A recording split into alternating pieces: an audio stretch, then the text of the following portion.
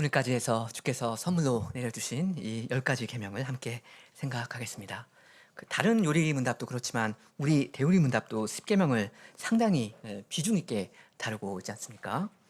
그 98문부터 10계명 이야기가 먼저 나왔었고요. 오늘 148문까지니까 이게 50개의 문답이 넘는 겁니다. 여러분이 가지고 계신 이 책자로 따지면 187조부터 266조까지고요. 그리고 이 문답 내용도 엄청나게 길었잖아요. 그러니까 야, 뭐 이렇게 길고 복잡하게 이야기하냐. 우리한테는 복음만 있으면 됐지. 이 율법이라는 게 뭐길이 중요하다고 이렇게 오발하냐. 혹시 여러분 이렇게 생각하시겠습니까? 그건 아니시죠. 그 10계명은 우리가 이 한평생을 어떻게 살아야 할지를 구체적으로 지시해주는 굉장히 중요한 법칙입니다. 하나님의 율법, 이것이 우리가 살 길이지 않습니까? 물론 예수 그리스도의 십자가의 복음도 우리가 살 길을 가르쳐 주지만요, 하나님의 율법 또한 우리가 살 길을 보여준단 말입니다. 이 생명의 복음이고 삶의 율법이지 않습니까?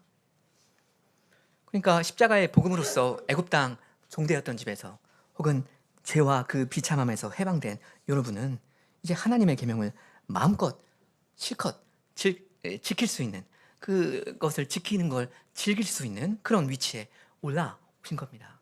주께서 여러분을 그 위치에 올려두셨습니다. 주께서 성령을 여러분에게 주사 이제는 하나님의 뜻에 따라 사람답게, 하나님 자녀답게 살아가게 하십니다. 그러니 복음에 아멘하는 사람은 십계명에도 아멘하면서 살아야 합니다. 복음을 믿는 의인은 율법에 순종합니다. 믿음과 순종입니다. 믿음의 순종입니다. 이 생명의 길입니다. 그러니 성도 여러분은 하나님의 모든 말씀을 믿고 하나님의 모든 말씀에 순종하면서 살아가시기 바랍니다. 하나님 나라의 시민으로서 하나님 나라의 그 뜻을 알고 기뻐하고 이루면서 살아가셔야 합니다. 살 길은 이 길 하나뿐입니다. 오늘은 제 10계명을 공부하는데요. 먼저 146문답을 함께 고백합니다. 146문 제 10계명이 무엇입니까? 답. 제 10계명은 내 이웃의 집을 탐내지 말지니라. 내 이웃의 아내나 그의 남종이나 그의 여종이나 그의 소나 그의 낙이나 무릇 내 이웃의 소유를 탐내지 말지니라 하신 것입니다. 제 10계명이 요구하는 건 탐내지 말아라 이거잖아요. 이건 사람의 마음을 규제하고 있는 계명이죠. 당장 눈에 보이는 어떤 물리적인 행동을 금하신다기보다는 이 사람의 내면에 아무 소리 없이 조용히 일어나는 그 욕구 자체를 다룬다는 그런 말입니다. 한 예로 이 계명은 그 우상을 만들지 말아라 하는 계명이지 않습니까? 사람이 이 나무를 하나 베옵니다. 그 다음에 이렇게 깎고 조각을 해서 어떤 모양의 우상을 새겨 만들어요. 그럼 그거 다 보이죠? 그 우상 앞에 엎드려서 꾸벅꾸벅 절하기라도 한다면 그것도 보입니다. 딱 걸립니다. 6계명은 어떻습니까? 살인하지 말라 하셨습니다. 근데 사람이 이 흉기를 들고서 이웃을 쳐 죽여요. 그거 다 보이잖아요. 걸립니다. 다 보이니까요. 이 CCTV 카메라가 있다면 다 녹화될 겁니다. 흉기를 집어드는 그 손이 찍힐 거고요. 그 다음 그 이웃에게 다가가는 그 발걸음이 카메라에 다 잡힐 거고요. 그 사람을 향해서 휘두르는 그 팔이 다 선명하게 보일 겁니다. 그 과정이 다 고스란히 증거로 남아 있습니다. 그러니까 빼도 박도 못합니다. 내가 죽은 거 아니에요. 이렇게 할 수 없습니다. 소용없습니다. 그래봤자 소용없습니다. 물증이 딱 남아있는데 어떻게 부인합니까? 다 보이는데, 다 봤는데. 근데 이 제10계명 내 이웃의 소유를 탐내지 말지니라, 이건 어떻습니까? 사람이 이웃의 집을 탐내는 건 계명을 분명히 어기는 죄가 맞는데요. 이웃의 집을 탐내는 그 범죄의 현장을 포착할 수 있습니까? 사람의 이 마음 작용이라는 걸 볼 수가 있나요? 볼 수 있습니다. 하나님은 그 마음을 다 빤히 들여다보시고요. 실은 그 마음이 형성되기도 전에 그 이전에도 그 죄인의 마음을 이미 아셨습니다. 그 창세기 4장을 한번 펴보실까요? 창세기 4장에 그 가인과 아벨 이야기가 있잖아요. 사람이 범죄를 하고 어떤 존재가 되어버렸는가, 그 이야기가 이제 쭉 나오는데요.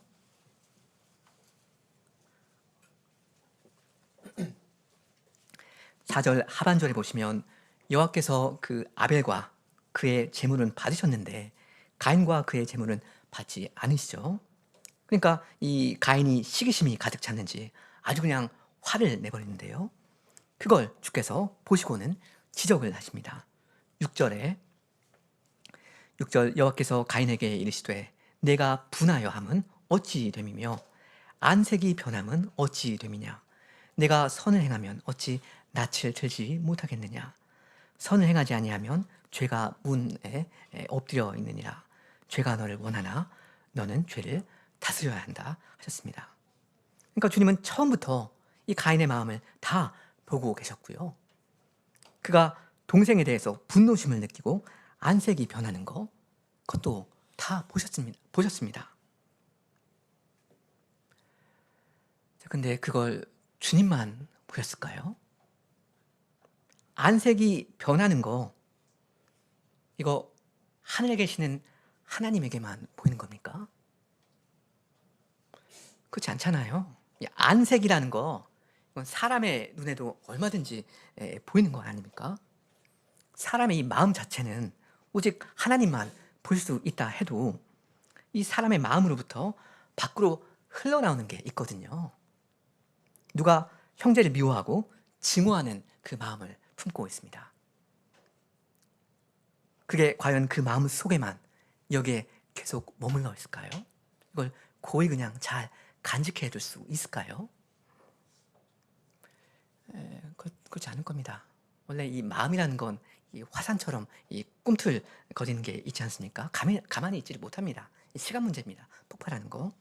그 안에 있는 내용물이 결국에는 외부로 터져 나오기 마련입니다. 그래서 하나님만이 아니라 사람도 그 마음을 어느 만큼은 엿볼 수가 있게 됩니다. 그러니까 사람의 마음이라는 게 실은 그다지 뭐 신비하고 오묘하고 아무도 볼 수 없고 그런 것도 아니에요. 내 마음을 다른 사람이 눈으로 일정 부분은 볼 수가 있습니다. 우선 아주 어떤 사람이 작정을 하고서 연기력이 뛰어난 사람이 헐리우드 액션을 하면서 어떤 마음을 기가 막히게 잘 감추는 그런 경우도 있을 겁니다. 하지만 대부분의 경우에는 어떤 마음이 어떤 상태로 계속 쭉 지속되면 그 마음은 결국 어떤 식으로든 그 생활에서 드러나게 되어 있습니다.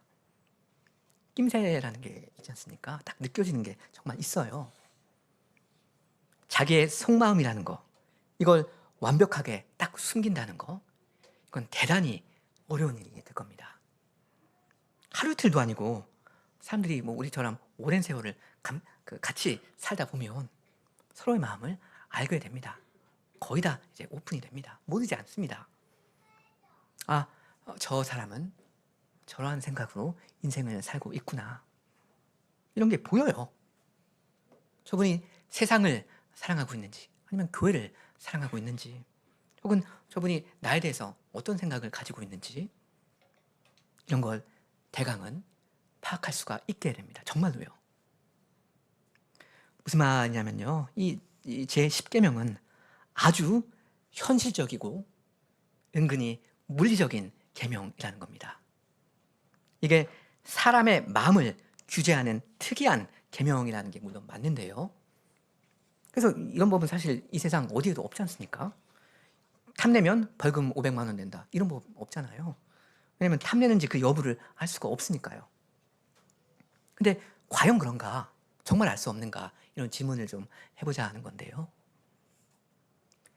탐내는지 그 여부를, 그 마음을 다른 사람이 전혀 확인할 길이 없는 것입니까? 이웃이 3억 원짜리 근사한 외제차를 몰고 다녀요. 그걸 보고 있는 사람이 그 자동차를 탐내는가 그렇지 않은가 알 수 없습니까? 물론 알 수 없습니다. 근데 알 수 있어요. 또 그 표정을 가만히 보면 어느 정도는 짐작이 가능합니다. 그러니까 이 십계명이 무슨 대단히 추상적이고 내밀하고 어떤 그런 것만을 다룬다고 생각할 필요는 없을 듯 합니다. 실체가 애매해서 안개처럼 손에 안 잡히고 그런 게 아니에요. 사람의 마음이라는 게. 오히려 이 10번째 계명은 우리의 피부에 와닿는 그런 계명일지도 모릅니다. 여기 십계명 보시면 탐내지 말라고 하시는 그 대상들도 너무나도 현실적인 것들이잖아요. 내 이웃의 집, 내 이웃의 아내, 그의 남종과 여종, 그의 소와 그의 나귀. 그건 그 당시 이스라엘 백성의 일상이지 않습니까? 매일같이 거리에 다니면서 보는 것들이에요. 이 제10계명이 별달리 무슨 신비한 계명이라기보다는 이건 평범한 나의 실생활을 다루고 있는 것입니다. 뻔히 보이는 나의 이 마음을 아주 그냥 현실적으로 다룹니다. 사람의 마음이라는 거 감출 수 있다고 생각하지만 사실은 굉장히 뻔한 거거든요. 내 마음이 아주 뭐 신비하고 심오하고 고도하고 그런 것입니까? 아마 그렇지 않을 겁니다. 사실 뻔할 뻔짜입니다. 그만큼 나의 마음은 그 중심이 너무나도 유치한 것입니다. 하나님이 내 재물은 안 받아주셨는데 내 동생 아벨의 재물은 받아주셨네요. 그러니까 짜증이 나요. 아주 그냥 얘가 미워 죽겠어요. 꼴도 보기 싫습니다. 이게 사람의 마음이거든요. 나는 고작 1억 원짜리 자동차를 몰고 다니는데 저 친구는 3억 원짜리 차를 뽑아서 저렇게 의심하면서 다니네요. 그러니까 열받아요. 배가 아파요. 잠이 안 와요. 나도 그냥 확 그냥 미친 척하고 그냥 저런 차 한 대 뽑아야만 그래야만 살맛이 좀 날 것 같습니다. 저 3억 원짜리 차가 없으면 내 인생의 의미가 사라져버려요. 여러분 이게 사람의 마음입니다. 이게 나의 마음이에요. 신비합니까? 멋있나요? 어떤 심오한 것이 있습니까? 유치하기 짝이 없습니다. 근데 이게 바로 내 마음이고 내 상태예요. 그리고 그게 얼마나 유치한지 웬만한 동네 사람들이 다 알 정도로 뻔하게 그냥 드러납니다. 이렇게 단순하고도 얕은 이 작은 마음을 하나님께서는 제 10계명으로서 근본적으로 다루십니다. 우리의 마음을 다루시겠다. 이건 우리의 죄를 근본적으로 다루시겠다 하는 하나님의 의지입니다. 철없는 우리의 이 마음을 아버지께서 계속 들춰내시는 거, 이건 우리가 이 자신의 죄의 그 깊이, 그 얕은 속을 그때그때 보고 부끄러워하고 그리스도의 장성한 분량이 충만한 데까지 계속해서 이르도록 하게 하신 겁니다. 그 로마서 7장에 그러지 않습니까?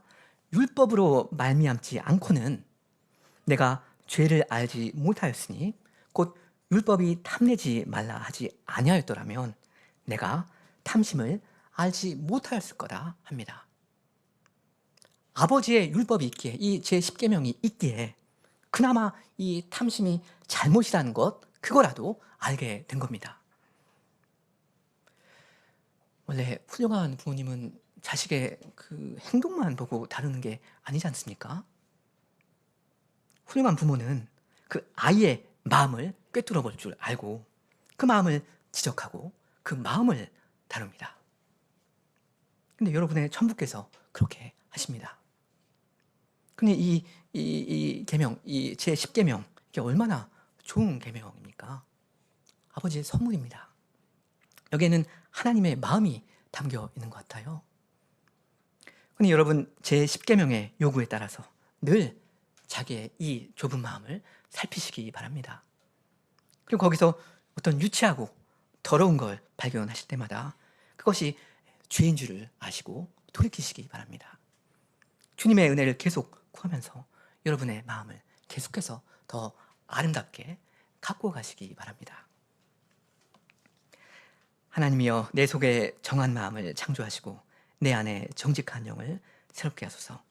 이렇게 간절히 구하는 자녀에게 아버지께서 그 은혜를 정말로 주실 겁니다. 이렇게 전반적으로 좀 생각을 함께 했고요. 이제 147문답을 고백합니다. 147문 제 10계명이 명하는 것은 무엇입니까? 답. 제 10계명이 명하는 것은 자기 자신의 처지에 온전히 만족하며 우리 이웃이 잘 되기를 바라는 마음을 가져 그를 향한 우리 마음의 모든 동기와 애정이 그가 소유한 모든 것에 미치게 하라는 것입니다.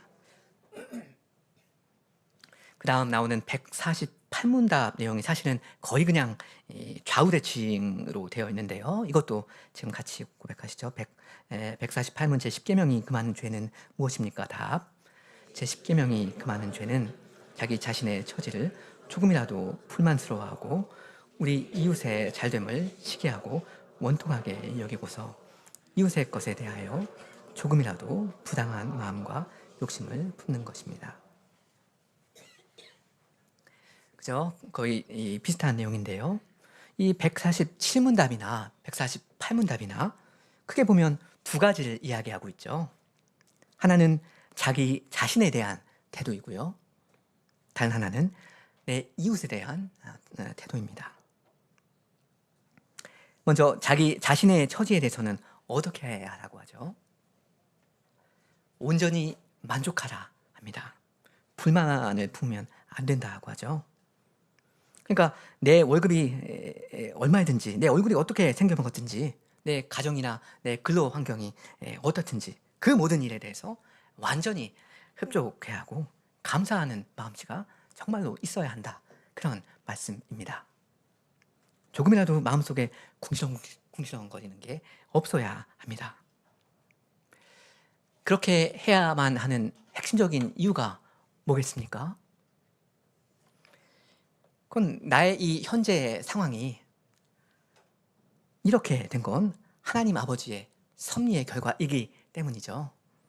그렇잖아요. 내가 이 21세기 이 전라도 땅에 여기서 살게 된 것부터 시작해가지고 나의 모든 형편이 결국에는 아버지의 이 섭리로 말미암은 것이란 말입니다. 물론 거기에는 나의 행동이 기여한 것이 없지 않아 있습니다. 제 키가 167cm인데요. 제가 중고등학생 때 편식을 좀 덜하고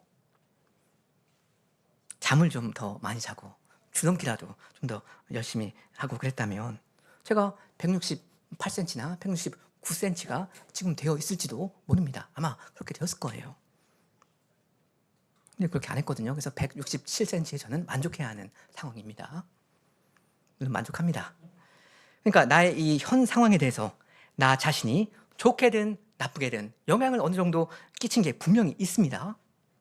근데 나의 이 모든 행동을 포괄하면서 그 위에서 만사를 관장하시고 어떤 건 막으시고 어떤 건 허락하시면서 다스리시는 분은 결국 하나님 한 분이시잖아요. 역사의 주인 되시는 하나님의 섭리가 제일 위에 있습니다. 그러니까 궁극적인 건 하나님 아버지의 섭리인데요. 만일 내가 나의 생활에 대해서 어떤 불만이 조금이라도 있다면 그건 궁극적으로는 아버지 하나님에 대한 불만입니다. 주변에 있는 어떤 사람이 나를 힘들게 하고 속상하게 하고 그래요. 그래서 내가 막 짜증을 내면서 투덜투덜 거립니다. 이건 뭐 그 사람에 대해서 투덜투덜 되는 것이기도 하지만요. 결국은 하나님에 대한 불만입니다. 이 둘을 분리할 수가 없습니다. 이건 하나님이 나를 제대로 대우하지 않고 계시다 하는 주장입니다. 하나님이 문제시라는 이야기고 하나님의 지혜와 선하심을 의심하는 거잖아요. 그래서는 안 됩니다. 주께서 나에게 지금 주신 것들도 항상 감사하는 것이 옳습니다. 주님의 지혜대로 이렇게 이만큼 주님의 선하심대로 나에게 이렇게 이루어 주신 거니까요. 내가 지금 계약직으로 최저시급을 벌고 있다면 그만큼이라도 주신 것에 대해서 진심으로 감사해야 하지 않습니까? 지금 최저시급이 이만큼인데 9천 몇백 원일 수도 있거든요. 근데 만 얼마 됐어요. 그만큼 감사해야 할 거 아닙니까? 여기에 대한 증거 선구가 각주 925번에 달려 있는데요. 히브리서 13장 말씀 있죠. 우리 같이 한번 읽으면 좋겠습니다. 히브리서 13장 5절. 돈을 사랑치 말고 있는 바를 족한 줄로 알라. 그가 친히 말씀하시기를 내가 과연 너희를 버리지 아니하고 과연 너희를 떠나지 아니하리라 하셨느니라. 내 통장에 지금 있는 이 금액, 이 액수만으로도 만족할 줄 알아야 한다 하지 않습니까? 근데 그렇게 해야 하는 이유가 뭐죠? 내년에는 월급이 좀 오를 거니까, 그러니까 일단 좀 이 정도로 버텨보라는 그런 이야기입니까? 그건 아니죠. 그 경제 상황은 사실 모르는 법이지 않습니까? 사실 지금 세계적으로도 그렇고 이 우리나라도 굉장히 경제 형편이 안 좋습니다. 심지어 내년에 내가 해고가 될지 어떻게 될지 나는 모릅니다. 나는 몰라요. 근데 그럼에도 불구하고 신자가 만족해야 하는 근거가 무엇인가? 그건 하나님의 약속이 있기 때문입니다. 하늘이 두 쪽 나도 절대 변하지 않는 사실이 있어요. 그게 무엇입니까? 여기 하반절에 나오죠. 내가 과연 혹은 절대 너희를 버리지 아니하고 절대 너희를 떠나지 아니하리라 하신 이 말씀입니다. 경제 상황 모릅니다. 근데 다른 거 몰라도 이것 하나는 확실합니다. 하나님 아버지께서는 우리를 절대 버리지 않으신다는 약속입니다. 주께서 그리스도와 성령을 여러분에게 주심으로 자신을 주셨고요. 세상 끝날까지 함께 하시겠다 하셨습니다. 그러니까 그러한 하나님을 믿는 신자는 마음이 든든합니다. 솔직히 167cm 되는 이 키나 어떤 최저급여나 그런 거 생각하면 불평할 만한 거리가 없는 거라고 말하기는 또 어렵기도 하지만 그게 지금 중요한 게 아닌 게 됩니다. 신자는 하나님을 신뢰합니다. 사람이 어떤 형편에도 자족할 수 있는 비결은 변수로 가득한 자기의 이 환경에 초점을 맞추는 것이 아니라 혹은 자기보다 훨씬 더 행복해 보이는 나보다 훨씬 더 키 큰 180cm 되는 이런 이웃들에게 초점을 맞추는 건 더더욱 아니라 그 비결은 주님을 바라보는 것입니다. 하나님은 변수가 아니셔요. 하나님은 영원히 동일한 분으로서 자신을 우리에게 주십니다. 이미 다 주셨습니다. 만일 이 하나님께 초점을 맞추지 않으면 아무리 내 환경이 지상 낙원과 같아도 불만은 생깁니다. 아담과 하와 한번 보세요. 아무런 부족이 없는 그 풍성한 그 동산 안에서 살았잖아요. 근데도 하나님으로부터 잠깐 눈을 떼니까 어떻게 되죠? 얼마든지 먹어도 된다. 풍성하게 주신 이것들로도 만족을 못하게 됩니다. 이게 참 희한한 일이죠. 금하신 거 그거 하나를 기어이 내가 따 먹어야 행복하겠다. 이렇게 되어버립니다. 마음이 그렇게 되어버립니다. 삼위 하나님으로 만족하지 못한다면 천하를 다 가져도 만족하지 못합니다. 인간은 그러한 존재입니다. 애초부터. 여기서 오해 한두 가지를 좀 피하고 가면 좋겠는데요. 우리가 자기 자신의 현재 처지에 온전히 만족해야 한다는 말을 지나치게 이제 오해하지 않으시면 좋겠습니다. 내가 지금 최저급여를 벌고 있고 그 처지에 온전히 만족하라고 했으니까 그럼 시간당 11,000원이나 12,000원을 주는 그러한 직장을 구한다면, 그런 직장에 이력서를 낸다면 그게 죄가 되는가 하면 당연히 그렇진 않습니다. 주께서 주시는 걸 정당하게 감사히 지금 받아 누리면서도 주님의 뜻이라면 더 좋은 것을 더 많이 허락해 주시기를 구하는 거, 그게 그 자체가 죄가 될 리가 없습니다. 그건 오히려 좋은 일입니다. 주님 좀 더 주시면 참 감사하겠습니다. 이것은 악한 마음이 아닙니다. 자기의 형편을 정상적인 방식으로 향상시킬 수 있다면 그렇게 하셔도 됩니다. 그리고 그만큼 더 주께 감사하면서 기회가 되는 대로 이웃들에게 더 베풀면서 그렇게 살아가시면 될 일입니다. 물론 아시다시피 그 재물이나 외모나 어떤 이런 현세적인 것들은 우리에게 우상이 될 위험이 굉장히 크죠. 그러니까 그런 것에 지나치게 집착하지는 않으면서도, 그러면서 하나님 나라를 최고의 보화로 여기면서 그렇게 사는 마음이 있어야 하겠습니다. 하나님 나라와 그의 의를 먼저 구하는 사람에게 주께서 모든 필요를 더해 주십니다. 하나님으로 만족하는 사람에게는 이 사망의 음침한 골짜기도 치상낙원이 될 수가 있는 법입니다. 그리고 혹시라도 여러분이 또 십계명의 의미를 또 오해하지 않으시면 좋겠는 게 있는데요. 이건 그 불교에서 그렇게 하듯이 사람의 욕망 그 자체를 금하는 것은 아닙니다. 욕망이라는 게 뭐 이제 죄가 되고 그런 것은 아니에요. 이 사람이 배가 고파서 음식을 먹고 싶어하는 그 욕망, 이게 잘못된 건가요? 아니거든요. 식욕 없으면 사람 죽습니다. 혹은 사람이 그 교통의 편리를 위해서 자동차 한 대를 사겠다는 거, 그런 욕망이 잘못된 것입니까? 당연히 그럴 리가 없습니다. 잘못이 뭐냐면 주님께서 금하신 걸 여전히 취하겠다 하는 그러한 욕망입니다. 내 이웃의 집을 탐내지 말지니라 하셨는데요. 집을 가지고 싶어 한다, 내 집 마련하겠다 예를 들어서, 그것 자체가 문제가 된다기보다는 내 이웃의 집을 탐내는 것이 문제입니다. 주께서 나에게 주지 않으신 거, 나에게 주지 않으시려는 걸 기어이 가지고 싶어하는 그 마음이 더럽고 잘못된 것입니다. 이 점에서 우리 열왕기상 21장을 같이 한번 펴보시면 좋겠습니다. 열왕기상 21장 1절입니다.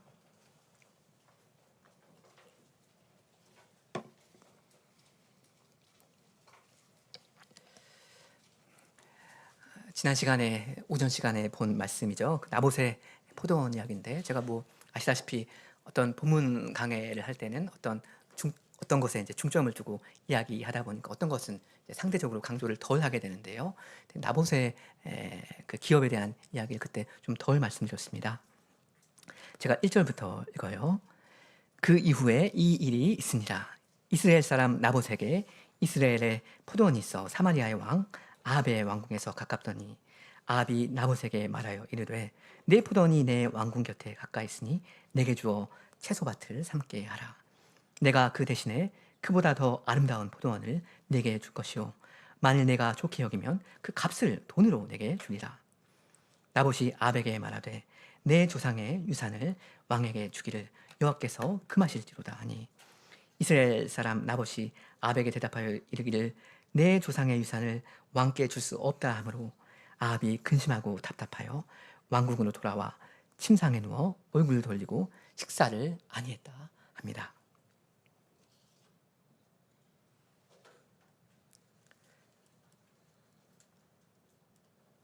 아합은 왕이었으니까요, 대단히 부자였을 겁니다. 보통 서민이 꿈꾸지도 못하는 그런 환경 가운데서 상당히 떵떵거리면서 샀을 거예요. 근데 이 아합은 그걸로도 만족하지 못했나 봅니다. 왜 그럴까요? 삼위 하나님을 몰랐으니까. 그렇죠. 삼위 하나님으로 모르니까 삼위 하나님으로 만족하지 못했습니다. 그래서 하나님으로 채울 수 없는 그 허전한 구석을 뭔가 다른 걸로 어찌됐든 메꿔야 하는데, 그건 될 수 있는 일이 아니잖아요. 아무리 재산이 많아도 늘 부족한 것입니다. 조금만 더 긁어모으면 행복할 것 같지만 그렇지 않잖아요. 여기서 이 148문답이 적실한데요. 제가 읽겠습니다. 148문답. 제10계명이 금하는 죄는 자기 자신의 처지를 조금이라도 불만스러워하고 우리 이웃의 잘됨을 시기하고 원통하게 여기고서 이웃의 것에 대하여 조금이라도 부당한 마음과 욕심을 품는 것이다 하지 않습니까? 이 문장의 앞부분과 뒷부분은 연결되어 있습니다. 주님을 몰랐던 아합은 먼저 자기 자신의 처지를 불만스러워했습니다. 잠이 오지를 않았습니다.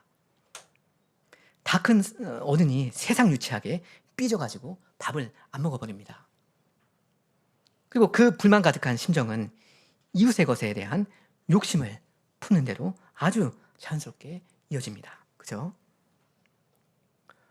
주께서 아합에게는 주지 않으신 그것을, 그러니까 나봇에게 주신 것을, 내 이웃에게 주신 것을 아합은 탐내해 버렸습니다. 제 10계명을 범한 거죠.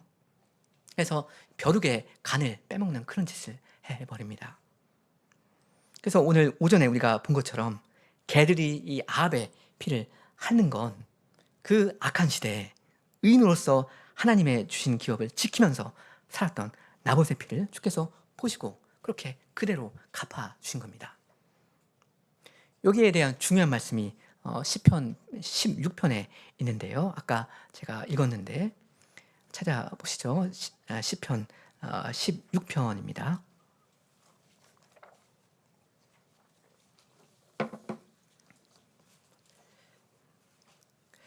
16편 5절 이하에 경건한 시인이 이렇게 고백을 하죠. 여호와는 나의 산업과 나의 잔의 소득이시니 나의 분깃을 지키시나이다. 내게 줄로 재어준 구역은 아름다운 곳에 있으며 나의 기업이 실로 아름답도다 합니다. 그러니까 여호와 그분을 나의 전 재산이고 그 보물로 알고 누리고 있는 사람은요, 일단 주님으로 만족을 합니다. 다른 게 사실 필요가 없어요. 그리고 그분이 내게 덤으로 챙겨주신 그 땅의 구역을 보고 무조건 아름답다 합니다. 주께서 나에게 주신 거니까, 주님이 나에게 챙겨주신 거니까 이건 좌우지간 마음에 든다 합니다. 어떤 사랑하는 사람이나 무슨 친구가 나에게 어떤 선물 주면 그게 혹시는 그 물건 자체가 이제 내가 원하지는 않았던 것이라고 하더라도, 내 취향에 안 맞는 것이라 할지라도 어쨌든 감사하잖아요. 어쨌든 마음에 듭니다. 아, 감사하다, 고맙다 합니다. 주님이 나에게 주신 거니까 최고입니다, 감사합니다, 이래야 하는 겁니다. 여러분, 내 이웃의 집을 탐내지 말라. 어떻게 이 계명을 우리의 마음이 지킬 수가 있겠습니까? 주께서 나에게 주신 이 집, 내 집으로 진심으로 만족하는 겁니다. 혹시는 탄 사람의 집보다 좀 더 낡았어도, 좀 더 좁아도, 곰팡이가 좀 끼고 뭐 엘리베이터가 좀 느려 터졌어도 그래도 흡족해 하는 것입니다. 전세면 어떻습니까? 월세면 어떻습니까? 주께서 이렇게 허락해 주신 건데, 그럼 내 이웃의 아내를 탐내지 말지니라. 어떻게 이 계명을 우리가 마음으로 지킬 수 있습니까? 주께서 내 짝으로 주신 이 아내 하나만으로 만족하는 것입니다. 진심으로 만족하는 겁니다.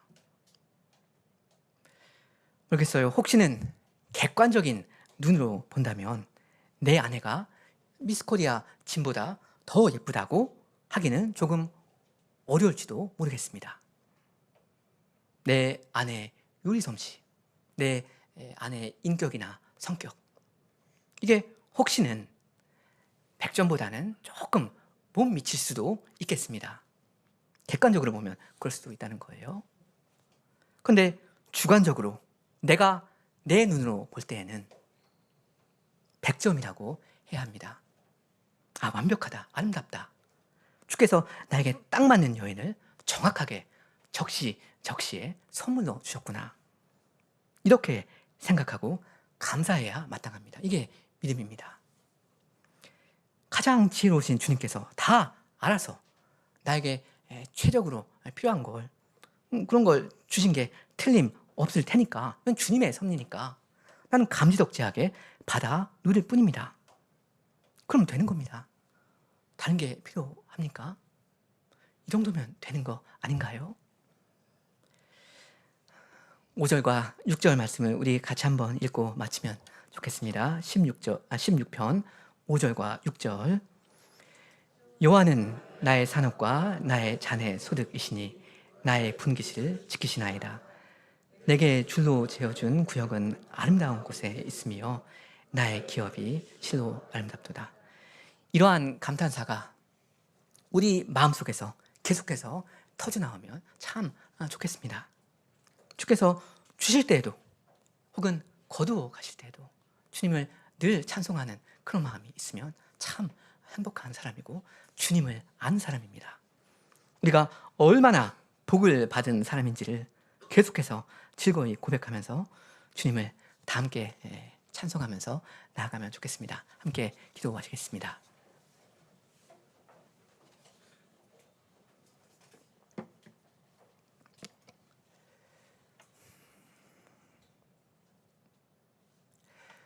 은혜로우신 주님, 저희의 모든 필요를 저희보다 더 잘 아시는 주님께서 저희의 모든 필요를 과연 채워주시되 하나님의 독생자 우리 구주 예수님을 저희에게 보내주심으로 하나님의 전부를 저희에게 내어주시며 또한 저희에게 이만한 평안과 또한 살 집과 또한 먹을 것을 일용할 양식을 날마다 주시오니 만만 감사하옵니다. 이것이 주님의 은혜이오며 그러므로 이것이 저에게 넘치고 넘치옵니다. 저에게 아무런 부족이 없사오며 여호와께서 나의 목자가 되시오니 나에게 부족함이 결코 있을 수가 없게 싸웁니다. 저희의 마음이 흡족하옵니다. 주님, 저희가 주님으로 만족하는 마음으로, 그러므로 주께서 주신 것으로 만족하는 마음으로 감사하면서 또한 주님께 구할 것을 정당하게 구하면서 주님의 자녀로 살아가게 하여 주시옵소서.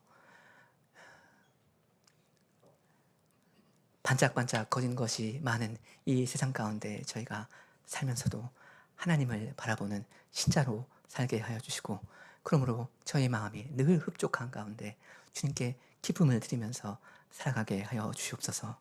예수님의 이름으로 기도하옵니다. 아멘.